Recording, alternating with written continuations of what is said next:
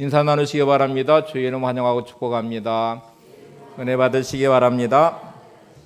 네, 시련은 있지만 실패는 없다는 말이 있습니다. 잘 기억해 두시면 좋을 것 같아요. 시련은 있지만 실패는 없다. 따라서 해보시죠. 시련은 있지만 실패는 없다. 옆에 분에게 시련은 있지만 실패는 없습니다. 네.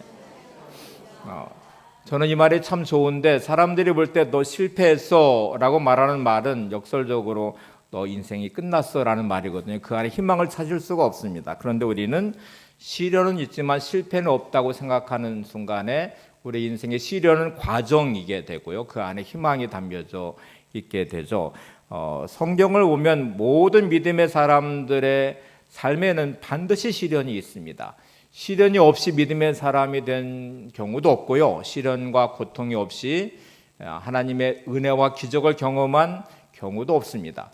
모든 인생 안에는 시련이 있는데 그 시련을 믿음으로 해석해내고 기도의 자리에 세워진 사람은 하나님의 기적을 보게 될 것입니다.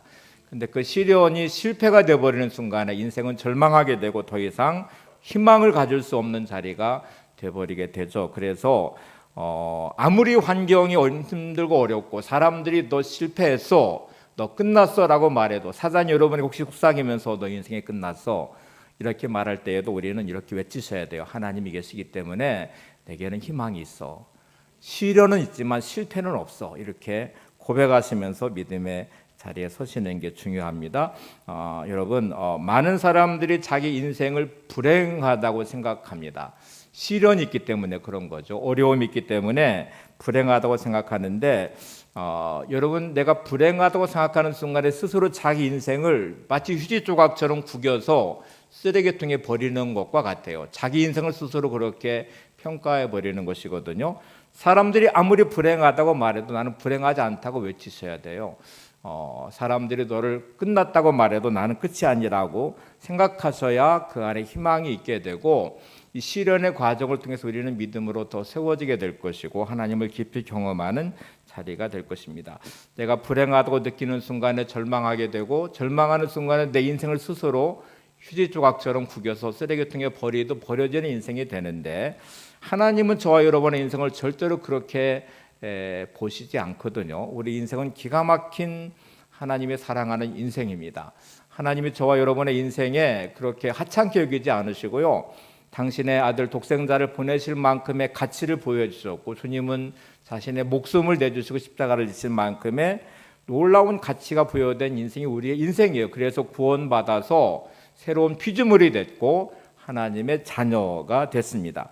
하나님 우리를 향한 계획은 고난과 시련을 주면서 저주하려고 주시는 시련이 아니고요, 하나님의 계획을 이루시는 과정의 시련이라는 것이죠. 그래서 하나님이 저와 여러분을 사랑하시기 때문에 때로는 시련과 고난도 주시기도 하지만, 그 과정을 통해 하나님의 계획을 이루시기 위한 멋진 하나님의 계획도 있고, 하나님은 그 모든 과정을 우리를 인도하시고 또 지키시고 영광 받으실 준비를 하고 계시거든요. 그래서 여러분, 우리는 늘 삶에서 불행하다고 생각하지 마시고 시련의 과정들을 잘 지나고 나서 하나님의 그 영광의 자리에 이르시는 믿음의 승리자들이 되시기를 바랍니다.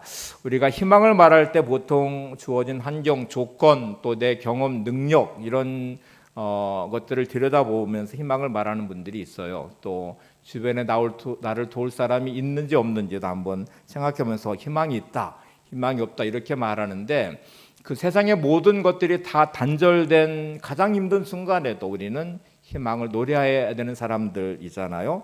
이유는 하나님 때문에 그래요. 하나님은 살아계시기 때문에, 하나님은 나를 사랑하시기 때문에, 그 하나님은 전능하신 하나님이시기 때문에 나에게 희망이 있고, 오늘도 나는 희망을 노래하며 믿음으로 살아갈 인내의 사람이 될 수 있습니다. 또 다른 중요한 이유는 기도할 수 있기 때문에 그렇습니다. 우리는 가장 힘들고 어려운 순간에도 사람들은 절망하지만 나는 기도하고, 사람들은 포기하고 희망 없다고 말하는 그 자리에 나는 하나님을 바라보면서 믿음으로 기도할 수 있기 때문에 오늘도 내게는 희망이 있다는 것이죠. 오늘 본문의 상황도 기가 막힌 고통과 어려움과 고된 노동의 자리에 이스라엘 백성이 탄식하고 절망하지 않고 그 자리가 부르짖어 기도하는 기도의 자리가 되었습니다. 이게 하나님의 역사의 시작점이에요.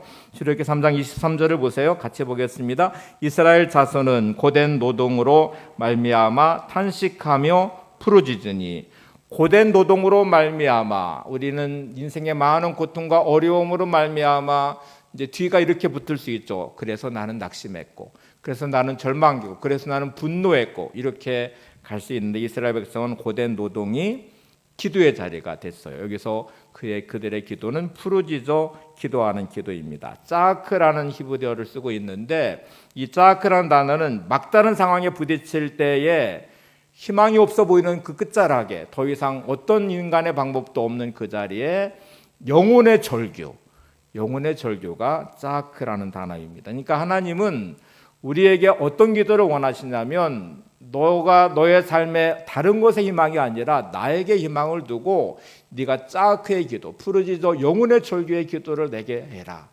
그래서 부르짖다는 단어, 짜크라는 단어가 성경에 쭉 흘러서 요한계시록까지 이 3,000번 이상이 등장해요. 그러니까 하나님은 우리의 기도를 통해 역사하시고 기도를 통해서 우리의 삶을 세워가신다는 말이거든요.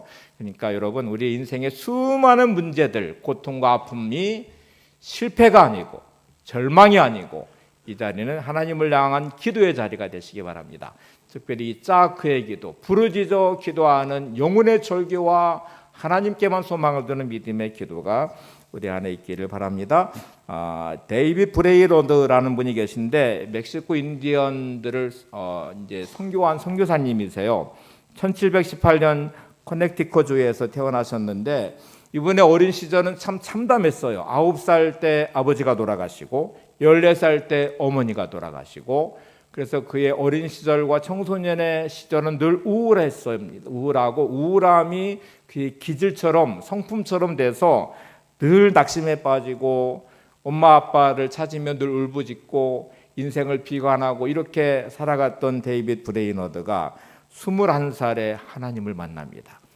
예수님을 인격적으로 만나게 되고 그 은혜 안에 자신의 모든 마음과 상처가 치유되고 회복되면서 그는 하나님께 헌신했고요. 신학교에 들어가서 24살에 신학교를 졸업하고 멕시코의 인디언들을 위한 선교를 떠나게 됩니다. 1700년도에 이 상황은 너무너무 열악한 상황이죠. 그래서 먹는 것, 또 생활, 또 풍습, 언어, 수많은 장벽에 부딪히다 보니까 자신의 몸을 돌보지 못했고 28살 때 이제 그가 폐병에 들게 되는데, 지금은 폐병이 큰 문제되지 않죠. 이 당시에 폐병은 치료 방법이 없는 병이었습니다. 그래서 각혈을 하면서 결국 죽음을 기다릴 수밖에 없는 병이었는데, 그는 마지막까지 희망의 끈을 놓지 않고 이렇게 외쳤어요. 나에게 다른 길을 막을 수 있어도 기도하는 것을 막을 수 없습니다. 사단이, 환경과 문제가, 사람들이 내 인생의 수많은 장애물과 나의 인생을 막을 수는 있지만 내가 호흡이 있는 한, 내 목숨이 다하는 데까지 나의 기도는 절대로 막을 수 없습니다.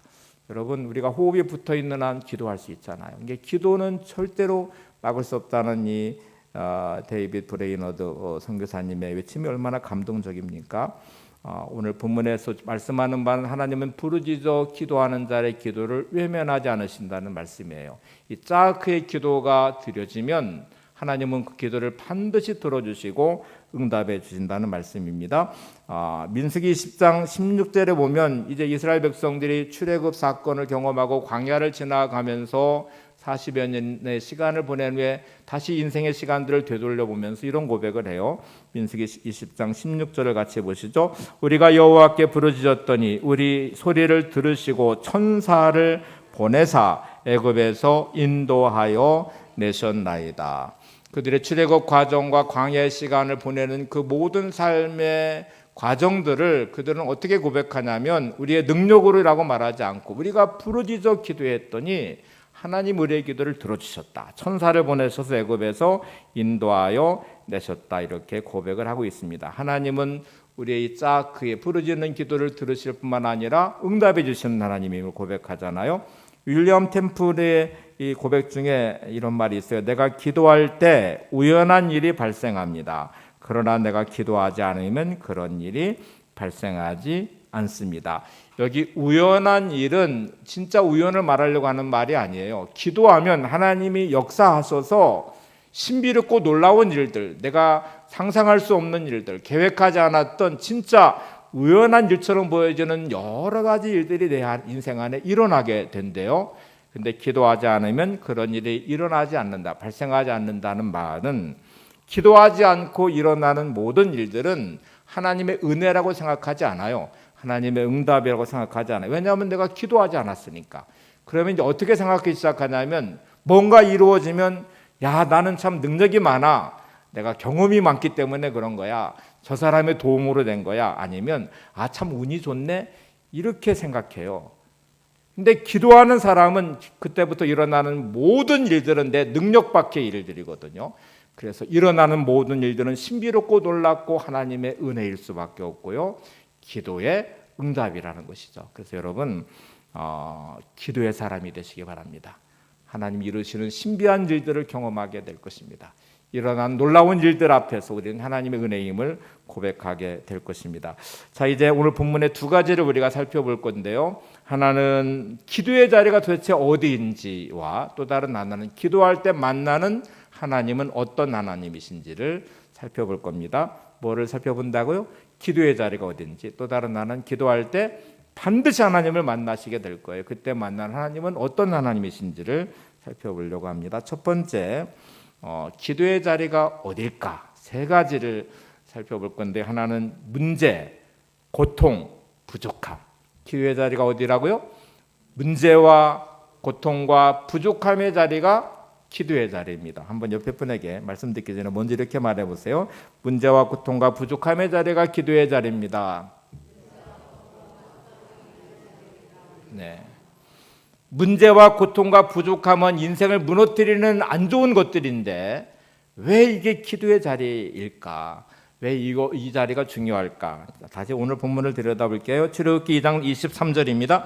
여러 해 후에 애굽 왕은 죽었고 이스라엘 자손은 고된 노동으로 말미암아 탄식하며 부르짖으니 그 고된 노동으로 말미암아 부르짖는 소리가 하나님께 상달된지라. 지금 이스라엘 백성들의 기도의 자리가 어떤 자리예요? 고된 노동으로 말미암아 탄식하는 자리예요. 고된 노동에 있는 고통이 있고 문제가 있고 결핍이 존재하는 그곳에서 기도가 지금 시작됐다는 말이잖아요. 근데 하나님은 그 기도를 들으셨고요. 그 기도에 응답해 주셨습니다. 여러분, 기적의 출발은 항상 문제와 부족함과 고통이 있는 자리에서부터 시작됩니다. 자, 첫 번째 문제가 있는 자리에 시작되는 기도를 한번 생각해 볼까요? 모든 기도는 문제로부터 시작돼요. 문제가 없으면 우리가 성숙한 신앙의 사람이라 문제도 없는데 하나님을 향해서 기도하는 그럴 수 있는 능력, 믿음의 사람들이 못 되죠. 우리는 수없이 닥치는 많은 문제들을 통해서 하나님께 나가는 기도의 자리에 서게 됩니다. 성경에 나타나 있는 모든 기적은 반드시 문제로부터 시작됩니다. 문제가 없는데 기적은 없어요. 성경에 하나님의 역사가 있는 모든 자리는 반드시 문제가 있는 자리예요. 그 문제는 기적의 재료가 되고 있습니다. 여러분, 홍해 바닷가 이스라엘 백성들 진짜 절대절명의 문제에 직면했는데 그 문제가 홍해를 간 하나님의 기적을 경험하는 자리가 됐어요.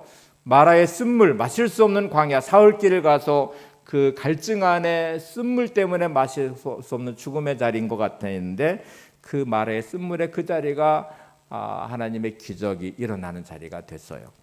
나만 장군의 나병은 그 인생을 무너뜨리는 절망처럼 보였지만 그것 때문에 그는 하나님을 만나는 자리가 됐어요. 이방 나라의 장군이지만 그는 하나님을 만나고 하나님을 고백하고 이제 하나님을 예배하는 자가 됩니다. 가나의 온전잔치의 포도주가 떨어진 그 문제가 결국 예수님의 기적의 첫 자리가 되기도 했습니다. 그래서 여러분, 문제가 있다는 것이 인생을 불행하게 만드는 게 아니고요. 문제가 있는데 기도가 없다는 게 우리를 불행하게 만드는 거예요. 여러분의 문제는 기도의 재료가 되셔야 됩니다. 요리사가 요리를 할 때 재료가 없이는 불가능하죠. 아무리 유능한, 아무리 능력 있는 탁월한 요리사여도 재료가 있어야 그걸 가지고 맛있는 음식을 만들어내죠. 또 한번 반대로 생각해 볼까요? 아무리 좋은 재료가 있어도 요리를 할 줄 모르는 사람은 맛있는 음식을 만들어낼 수 없어요. 그러니까 우리의 수많은 문제들은 기도의 재료예요. 하나님은 기가 막힌 인생 요리사세요. 여러분의 인생을 진짜 맛있는 멋진 아름다운 인생으로 만드실 수 있도록 여러분의 문제의 재료를 기도로 하나님께 맡기시기 바랍니다. 그러면 하나님은 우리 인생을 요리하실 거예요. 진짜 멋있는 맛있는 아름다움으로 세워가실 것입니다. 그러면 문제를 바라보는 관점이 이제 중요하게 생각되잖아요. 문제를 어떻게 바라봐야 될까? 많은 사람들은 문제 때문에 걸려서 넘어지는 장애물처럼 여기지만 어떤 사람은 문제를 발판 삼아서 도약하는 자리가 되게 합니다. 문제를 하나님 만나는 기가 막힌 기도의 자리가 되게 하고요. 문제를 은총의 도구가 되게 합니다. 아무리 어려운 문제라도 푸는 식을 알면 쉽게 풀 수 있어요. 아무리 간단한 문제라도 식을 모르면 절대로 풀 수 없습니다. 여러분 너무 잘 경험하시는 거죠. 학교 다닐 때에 열심히 구구단을 외우시는 이유는 식을 배우는 거잖아요. 또 어렵게 문제 가서 미분 적분으로 막 이제 수학이 어려워질 때도 계속 식을 외우시는 이유는 그 문제를 풀기 위해서 그런 것이거든요.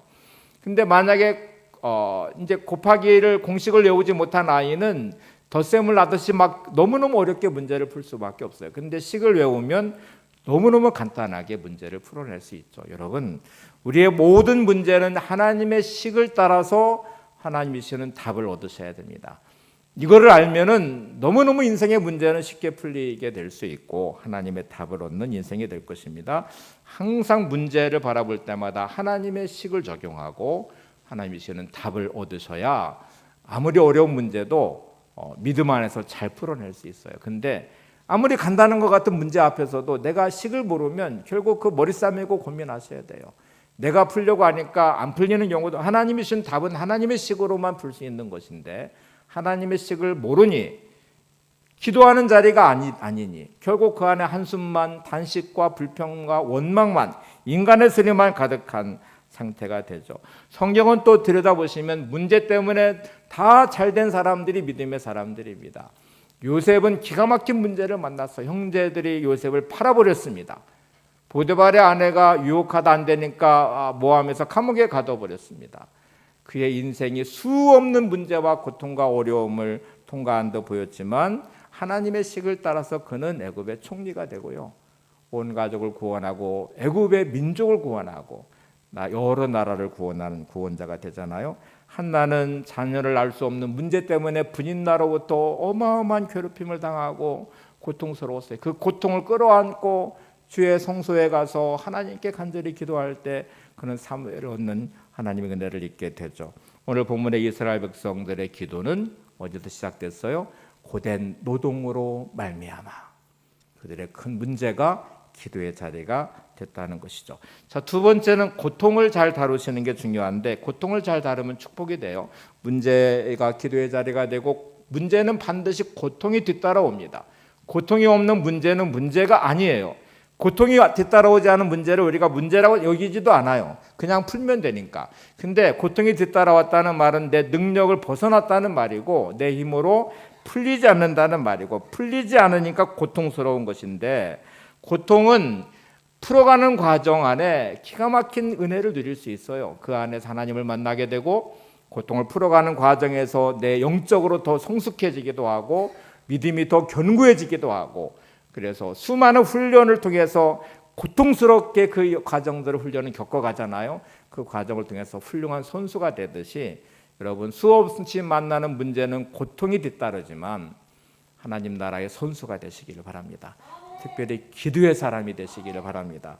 고통은 두 가지 방식으로 풀어가면 돼요. 하나는 해결하는 고통들이 있어요. 고통이 찾아오지만 즉각적으로 해결이 가능한 고통들. 예를 들어 두통이라는 막 고통이 찾아오면 약을 먹으시면 되죠. 약을 먹어서 우리는 즉각적으로 고통의 부분을 해결해 내려고 할 수 있죠. 이거는 즉각 해결이 가능한 부분이에요. 근데 우리가 지금 말하는 기도의 자리는 자신의 능력으로 해결할 방법이 없는 자리거든요. 고된 노동으로 말미암아 부르짖어 기도하는 짜크의 기도가 되는 이스라엘 백성들은 애굽 왕 바로의 거기에 있는 관리들 감독자로부터 벗어날 수 있는 방법이 없어요. 내가 아무리 몸부림쳐도 해결할 방법이 없어서 그들은 하나님을 향해서 기도하는 자리가 되게 했거든요. 근데 이게 너무너무 중요한 게 여러분, 고된 노동과 고통에 따라오는 문제가 기도의 자리가 되게 하는 순간에 우리는 놀랍게도 거기서 하나님을 만나는 경험을 할 것입니다. 하나님의 은혜를 누리는 자리가 될 것입니다. 그리고 영적으로 성숙해져가는 자리가 될 것입니다. 기도는 그렇게 우리의 의미를 부여해서 하나님을 만나며 영적으로 성장하고 성숙해지는 자리를 세워가게 될 것입니다. 세 번째가 이제 부족함의 자리인데, 결핍이 결국 기도의 자리가 되는 것이 중요한데, 인생의 행복은 결핍으로부터 시작된다는 것 아십니까? 사람들이 모든 게 채워져서 희망도 없고 기대할 것도 없는 인생은 절대로 행복하지 않아요. 이제 이렇게 반문하세요. 목사님, 그게 무슨 말이에요? 어떻게 부족함이 행복이 될 수 있어요? 결핍이 행복이 되나요? 이렇게 말할 수 있지만 여러분, 사람에게 꿈도 없고 희망도 없고 소원도 없고 목표도 없는 어떤 삶은 절대로 행복함도 없어요. 행복이라는 거는 문제를 풀어가면서 부족함과 결핍을 채워가면서 누리는 게 기쁨이고 행복입니다. 이 감정은 그렇게 찾아오는 거예요. 여러분의 삶에 부족한 것들이 채워져 가면서 누리는 기쁨, 그리고 그때 누리는 행복함이 우리의 기쁨과 행복함이에요. 이 말은 그러면 사도 바울이 자족한다는 말은 뭐예요? 이렇게 말할 수 있는데, 여러분, 사도 바울은 어떤 상황 환경에서도 자족할 줄 아는 비결을 예수님을 통해 배웠어요. 이 말은 체념하라는 말이 아니고 꿈과 희망이 없다는 말이 아니고요, 상황 안에서 자족할 수 있는 예수님 안에서 그런 능력이 사도 바울에게 있었고, 더불어 바울에게는 결핍도 존재했어요. 표대를 향하여 끝까지 가는 그의 삶의 목표가 있었어요. 그거는 그의 부족함을 계속 채워가면서 믿음의 경주를 하고 그 과정에 누리는 하나님의 은혜가 차고 넘치는 것이죠. 영적인 부족함이 하나님을 향해 더 간절히 부르짖는 기도의 자리가 되게 하고, 그 과정 안에 채우시는 은혜에 대한 감동과 감격과 하나님이 주시는 하늘의 기쁨이 가득한 삶의 자리가 될 것입니다. 여러분, 어떤 삶에서든지 자족할 수 있는 하나님의 사람이 되시기를 바랍니다. 또 다른 하나, 영적 결핍을 가지고 하나님을 향해서 끝까지 믿음의 성장과 성숙한 하나님의 사람이 되시기를 바랍니다. 플라톤이 행복의 5가지 조건에 대해서 말했는데 재밌어요. 한번 보실래요? 플라톤은 행복함은 어떻게 찾아오는지를 잘 알아서 이렇게 말합니다.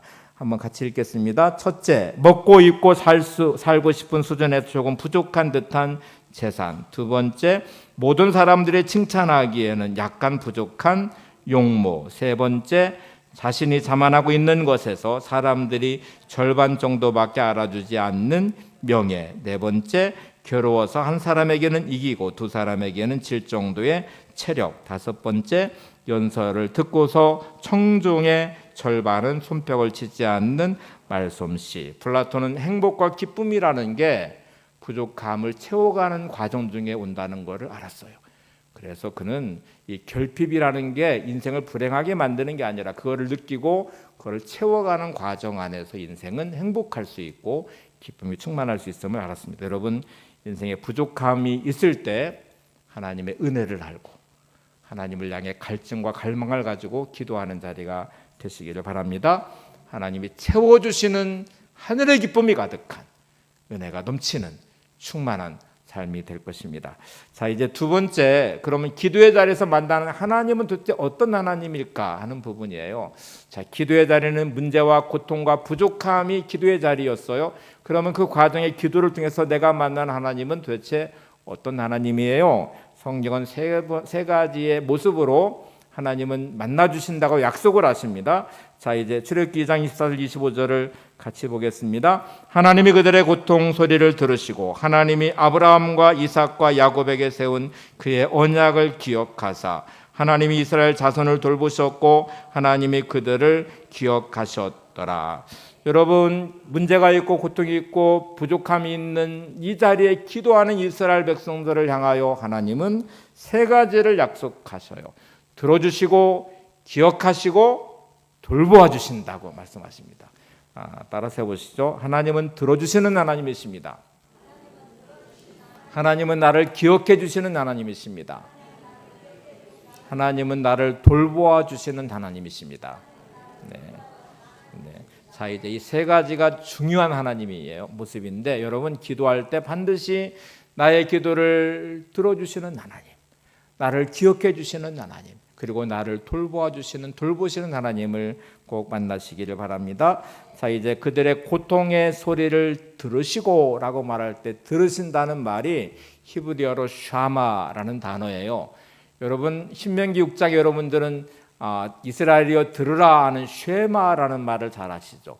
쉐마는 들으라 하는 능동형이라면 샤마는 들어주신다는 수동형입니다. 자, 하나님은 어떤 하나님이시냐면 샤마의 하나님, 나의 부르짖는 기도를 들어주시는 하나님, 들을 준비가 되신 하나님, 그리고 우리의 기도에 경청해서 들어주시는 하나님. 다시 말하면 하나님은 이렇게 우리 인생을 향해 말씀하세요. 내게 닥친 수많은 문제들이 있을 때마다 나한테 짝 부르짖어 기도해. 내가 들을 준비가 돼 있어. 나는 너의 소리를 경청할 준비가 돼 있어. 마치 이거는요, 어린아이의 울음소리를 엄마는 귀 기울여 들어요. 부엌에서 일을 하다가도 아니 피곤해서 잠을 자는 중에라도 아이가 울면 벌떡 일어나고요, 하던 일 멈추고 가요. 왜냐하면 엄마는 어린아이의 소리를 들을 준비가 돼 있거든요. 울을 때에 찾아가면서 아이가 배고파서 우는 건지 똥오줌을 싸서 우는 건지를 살펴보면서 해결을 해줘요. 하나님은 그런 하나님이시대요.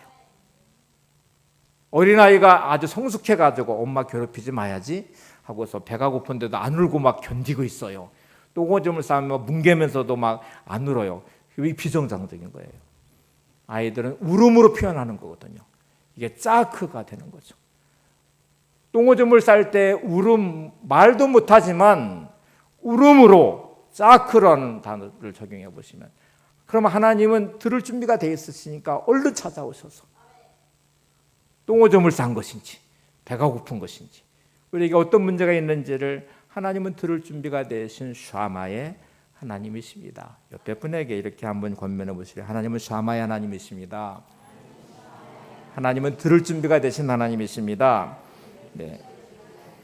두 구절을 더 확인해 볼게요. 출애굽기 3장 7절을 먼저 보겠습니다. 여호와께서 이르시되 내가 애굽에 있는 내 백성의 고통을 분명히 보고 그들의 감독자로 말미암아 부르짖음을 듣고 그 근심을 알고, 그들의 고통을 분명히 보고 계신 하나님이 그들을 감독자로 말미암아 부르짖음을 어떻게 하셨대요? 듣고 계셨고요, 알고 계셨대요. 출애굽기 6장 5절로 가볼까요? 이제 애굽 사람이 종으로 잠은 이스라엘 자손의 신음소리가 내가 듣고 나의 언약을 기억하노라. 신음소리를 듣고 계신 하나님이시래요. 제가 이제 문장 하나를 만들어 봤는데요. 한번 화면을 보시면서 같이 한번 고백을 해볼게요. 시작. 우리가 부르짖는 순간에, 그 순간에 주님은 내가 여기 있다고 말씀하십니다. 히스기야가 죽음의 문턱 앞에서 절규하며 부르짖었더니 주님은 내가 내 기도 소리를 들었고 내 눈물을 보았다고 말씀하십니다. 느헤미야의 기도 응답처럼 우리가 부르짖어 기도할 때 주님은 하늘에서 들으시고 크신 공유를 베풀어 주십니다. 다윗은 내가 주께 부르짖음에 나를 고치셨나이다 라고 간증합니다. 부르짖어 기도하라는 단어가 3,000번 이상 등장하고, 모든 믿음의 사람들 안에는 이런 기도가 있을 때 하나님은 그 기도를 들으시고 응답해 주신 하나님이십니다. 그 하나님은 오늘 나의 하나님이세요. 내가 부르짖는 기도를 들을 준비를 하시고 기도를 들으시고 응답해 주시는 하나님이십니다. 자, 두 번째가 이제 기억해 주신다고 했잖아요. 샤마, 들어주시는 하나님은 우리의 기도를 들으시면서 뭔가를 기억하신대요. 도대체 그 뭔가는 뭘까요? 이스라엘 백성들의 그 고된 노동으로 인하여 탄식하며 부르짖어 기도할 때 하나님은 뭐를 기억하셨냐면 아브라함과의 언약을, 이삭과의 언약을, 야곱과의 언약을 기억하셨대요. 그 언약은 도대체 뭔지를 보셔야 되죠. 세 군데 다 살펴봐야 되는데 오늘 시간 한계상 아브라함과의 언약만 한번 살펴보려고 합니다. 이 언약은 이삭과 야곱으로 그대로 이어져 왔으니까 같은 내용입니다. 창세기 17장 2절에서 8절 보시기 전에 2장 24절 25절 다시 한번 보시죠. 시작. 하나님이 그들의 고통 소리를 들으시고 하나님이 아브라함과 이삭과 야곱에게 세운 그의 언약을 기억하사 하나님이 이스라엘 자손을 돌보셨고 하나님이 그들을 기억하셨더라. 자, 여러분 고통의 소리를 들으신 다음에 뭐를 기억하셨냐면 아브라함과 이삭과 야곱에게 세운 그의 언약을 기억하셨대요. 그럼 아브라함과 어떤 언약을 했는지를 보셔야 되잖아요. 창세기 17장 2절에서 8절 같이 보시죠. 내가 내 언약을 나와 너 사이에 두어 너를 크게 번성하게 하리라 하시니 아브라함이 엎드렸더니 하나님이 또 그에게 말씀하여 이르시되 보라 내 언약이 너와 함께 있으니 너는 여러 민족의 아버지가 될지라 이제 후로는 내 이름을 아브라함이라 하지 아니하고 아브라함이라 하리니 내가 너를 여러 민족의 아버지가 되게 함이니라. 내가 너로 심히 번성하게 하리니 내가 내게서 민족들이 나게 하며 왕들이 내게로부터 나오리라. 내가 내 언약을 나와 너 및 대대 후손 사이에 세워서 영원한 언약을 삼고 너와 내 후손의 하나님이 되리라. 내가 너와 내 후손에게 내가 거류하는 이 땅 곧 가나안 땅을 주며 영원한 기업이 되게 하고 나는 그들의 하나님이 되리라. 자, 여러분 이 말씀이 왜 중요하냐면 하나님은 아브라함과 언약을 맺으셨는데 그 언약 안에는 민족을 이루시겠다는 언약도 있고요, 가나안 땅을 주시겠다는 언약도 있고요, 후손들에게서 왕도 나오게 하겠다는 언약도 있고요, 어마어마한 언약, 심히 번성하게 하겠다는 언약도 있는데 그 언약 위에 뭐라고 말씀하시냐면 이 언약은 나와 너 사이에 그리고 대대 후손들 사이에서 세운 언약이 될 거야.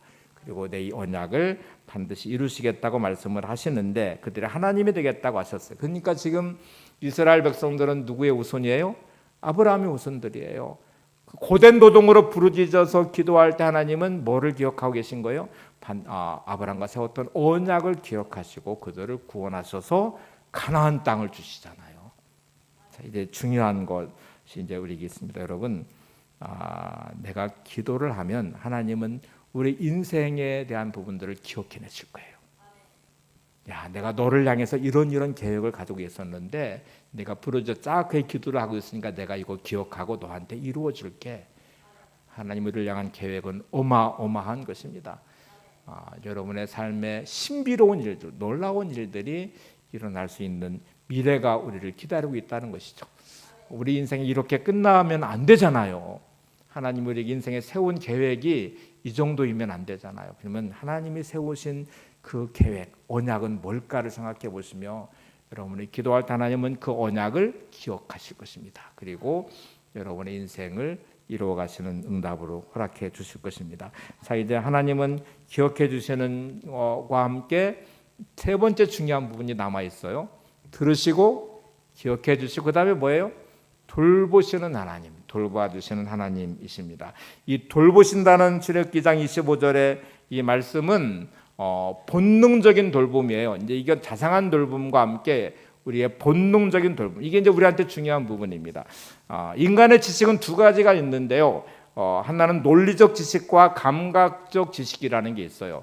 논리적 지식은 마치 여러분이 배워가지고 머릿속으로 기억하고 있는 지식이에요. 이게 현실로 이렇게 이루어지지 않은, 실행되지 않는 지식들이 많은데 이제 감각적 지식은 본능적인 지식을 말합니다. 우리의 몸 상태를 보시면 눈꺼풀이 이물질이 들어올 때 깜빡거리면서 눈을 보호하는 게 논리적 지식일까요? 감각적 지식일까요? 감각적 지식이죠. 뇌가 알고 있는 지식을 통해서 본능적으로 움직이게 만들거든요. 그래서 하나님의 우리의 돌보심은 본능적인 것이에요. 이거를 의도하시면서 그냥 그런 게 아니고 하나님의 성품이 그러세요. 우리가 기도하는 순간에 본능적으로 그 기도를 들으시고 기억하시고 돌보시는 하나님이세요. 아까 말씀드린 대로 어린아이를 향한 엄마의 마음이 그런 거거든요. 논리적 지식으로 애가 울면 나는 가서 돌봐줘야지 이런 게 아니거든요. 엄마는 본능적으로 아이가 울면 달려가요. 그거는 내가 배워서 하는 게 아니에요. 아이를 향한 엄마의 사랑이 그렇게 하도록 만드는 것이거든요. 하나님의 돌보심이 그렇대요. 여러분이 기도할 때 하나님은 반드시 우리를 돌보시는 하나님으로 다가오시기를 만나 주실 것입니다. 그래서 여러분 하나님의 이 돌보심의 은혜가 있기에 오늘도 내 삶에서 두려워하지 않고 염려하지 않고 낙심하지 않고 믿음으로 주 앞에 설 수 있는 거예요. 칠흑같이 어두운 밤에 제자들이 홀로 그 갈릴리 호수로 지나가는 중에 풍랑을 만났어요. 근데 성경은 놀랍게도 그 모든 과정을 예수님이 지켜보고 계셨대요. 그리고 고난당한 그들을 이게 그 풍랑을 뚫고 물 위로 걸어가시는 주님의 모습을 우리에게 보여주고 있어요. 그래서 하나님은 돌보시는 하나님이시라는 믿음이 필요합니다. 찬송 중에 주 날 항상 돌보시고 날 친히 거느리시네. 주 날 항상 돌보시고 날 친히 거느리시네. 주님은 항상 나를 돌보시는 하나님, 나를 친히 거느리시는 하나님, 그 주님이 나의 하나님이시고 나의 주님이십니다. 여러분, 그래서 기도한다는 게 그렇게 중요한 거예요. 독일 속담에 아주 유명한 말이 있는데요, 당신이 기도하기에 두 손을 모으면 하나님께서는 복을 주시기 위해 손을 펴십니다. 하나님을 향하여 여러분이 기도하려고 두 손을 모으시면 하나님은 복을 주시기 위해서 두 손을 펴실 것입니다. 이게 우리 하나님이세요. 옆에 분에게 이렇게 한번 권면해 보시겠어요? 당신이 기도하기에 두 손을 모으면 하나님께서 복을 주시기에 손을 펴십니다. 시작.